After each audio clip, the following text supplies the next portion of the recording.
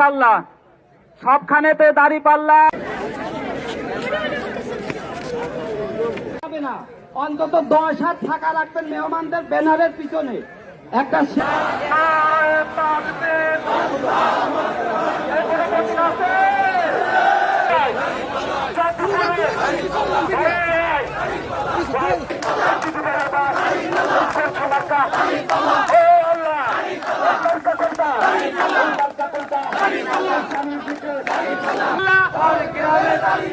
আফজাল ভাইয়ের দাঁড়িপাল্লা জিতে যাবে ইনশাআল্লাহ।